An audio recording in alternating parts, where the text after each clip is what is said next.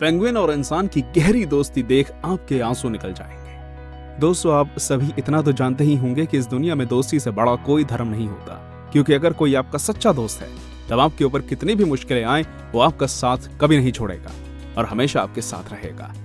इंसानों के बीच तो वैसी दोस्ती अक्सर देखने को मिल जाती है, लेकिन दोस्तों निभाना हम इंसान ही नहीं जानवर भी अच्छे से जानते हैं, जो कभी भी अपने दोस्त को नहीं भूलते, फिर चाहे वो दोस्त कोई इंसान ही क्यों ना हो।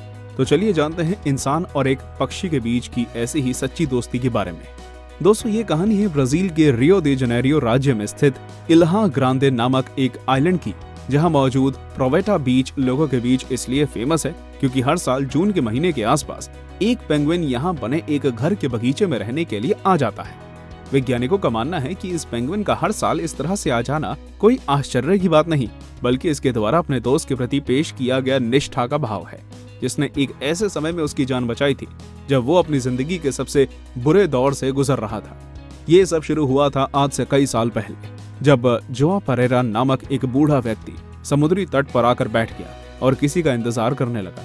दोस्तों, उस व्यक्ति को इस तरह रोजाना समुद्र किनारे बैठे देख कई लोगों द्वारा उसे पागल समझा गया, जिस वजह उन्होंने उसका मजाक भी उड़ाया।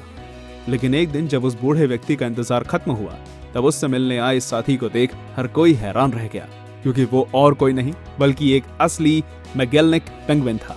दोस्तों, आपको जानकर आश्चर्य होगा कि जब लोगों को जोआ और पेंगुइन की दोस्ती की कहानी के बारे में पता चला, तब जोआ एक लोकल सेलिब्रिटी बन गए, जिन्हें उनके शहर का हर एक व्यक्ति जानता था। और यही वजह थी कि अब लोग उनकी बहुत ही ज्यादा इज्जत करते हैं और उनके साथ हर साल डिंडिम नामक उस पेंगुइन का इंतजार करते हैं। मई 2011 में जब जोआ परेरा समुद्र तट पर बाकी दिनों की तरह सैर कर रहे थे, तब अचानक से उनका पैर किसी ऐसी चीज से टकराया जो असल में हिल रही थी।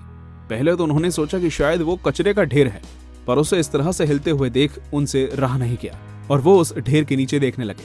जैसे ही उन्होंने उस कचरे को करीब से देखा, तब उन्हें इस कचरे के ढेर में एक पेंगुइन का बच्चा दिखाई दिया, जिसका पूरा शरीर ऑयल से लिपटा हुआ था।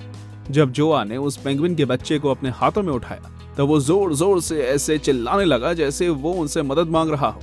जोआ को भी जल्द समझ आ गया कि अगर उन्होंने इस बेसहारा पेंगुइन की मदद नहीं की तो वो जल्द ही मर जाएगा। इस वजह से वो बिल्कुल भी देरी किए बिना तुरंत ही उसे अपने घर ले गए। दोस्तों, घर पहुंचते ही उन्होंने सबसे पहले पेंगुइन के शरीर पर जमे ऑयल को साफ किया, जिससे वो पेंगुइन आसानी से सांस ले सके। और इसके तुरंत बाद ही उन्होंने पेंगुइन को खाने के लिए ताज़ा मछली भी दी, क्योंकि वो जानते थे कि वो बहुत ही ज्यादा भूखा है। जोआ इसी तरह रोजाना पेंगुइन को मछली दिया करते थे, क्योंकि वो जानते थे कि मछली खाने से वो नन्हा पेंगुइन बहुत ही जल्दी स्वस्थ हो जाएगा। दोस्तों, उन्होंने उस पेंगुइन का नाम डिंडिम रखा और आश्चर्य की बात तो ये थी कि उनकी इसी देखभाल की वजह से डिंडिम नामक वो नन्हा पेंगुइन बहुत ही कम समय में पूरी तरह से स्वस्थ हो गया था। अब जब वो पेंगुइन पूरी तरह से ठीक हो चुका था, तब जोआ के पास उसे छोड़ने के अलावा और कोई रास्ता नहीं था, जिस वजह से उन्होंने डिंडिम को बाहर छोड़ दिया, क्योंकि वो चाहते थे कि वो अपने घर वापस लौट जाए।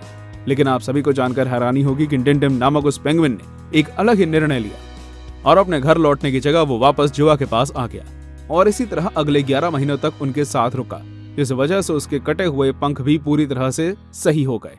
दोस्तों, इन 11 महीनों के दौरान जोआ द्वारा डिंडिम का अच्छे से ख्याल रखा गया और यही कारण था कि उनके और डिंडिम के बीच बहुत ही गहरी दोस्ती हो गई थी। पर लगभग 1 साल साथ रहने के बाद डिंडिम ने अपने पहले सफर पर जाने का निर्णय किया और जोआ चाहते हुए भी उसे रोक नहीं सकते थे, क्योंकि वो जानते थे कि हर किसी को एक ना एक दिन अपने घर वापस जाना ही पड़ता है। दोस्तों, जब डिंडिम वापस चला गया, तब उसके साथ जोआ की उससे दोबारा मिलने की आस भी खत्म हो गई, क्योंकि जोआ को लगा कि अब शायद वो अपने पेंगुइन दोस्त से दोबारा कभी नहीं मिल पाएगा। पर इसके बावजूद भी वो रोजाना डिंडिम का ठीक उसी जगह इंतजार करते थे जहां वो पहली बार उससे मिले थे।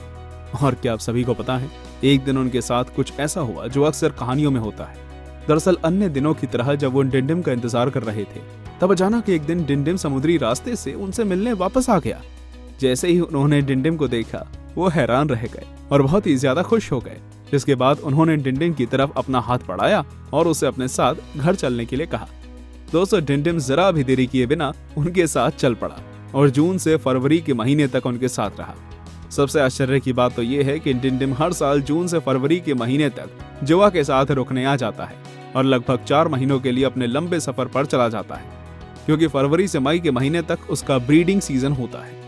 आज भी कोई नहीं जानता कि डिंडिम नामक वो पेंगुइन कैसे 8000 किलोमीटर का सफर तय करके जोआ से मिलने आ जाता है। पर कुछ भी हो, उसे यहाँ तक जुआ की दोस्ती ही खींच कर लाती है, जो ये साबित करता है कि दोस्ती से बड़ा कोई धर्म नहीं होता और सच्ची दोस्ती दूरी नहीं देखती। डिंडिम लगभग 8 महीने जुआ के साथ रहकर उनके साथ खेलता है और उन्हें अपने पिता की तरह ही ट्रीट करता है, और जुआ भी डिंडिम को अपने बच्चे की तरह ही मानते हैं और उसका ख्याल रखते हैं। खैर, बहुत से बायोलॉजिस्ट्स का ये मानना है कि शायद डिंडिम जुआ को एक पेंगुइन ही मानता है और यही वजह है कि वो 8000 किलोमीटर दूर से उससे मिलने आ जाता है। तो दोस्तों, इस सच्ची कहानी को जानने के बाद आपको क्या लगता है, इंसान और जानवरों के बीच भी इतनी गहरी दोस्ती हो सकती है?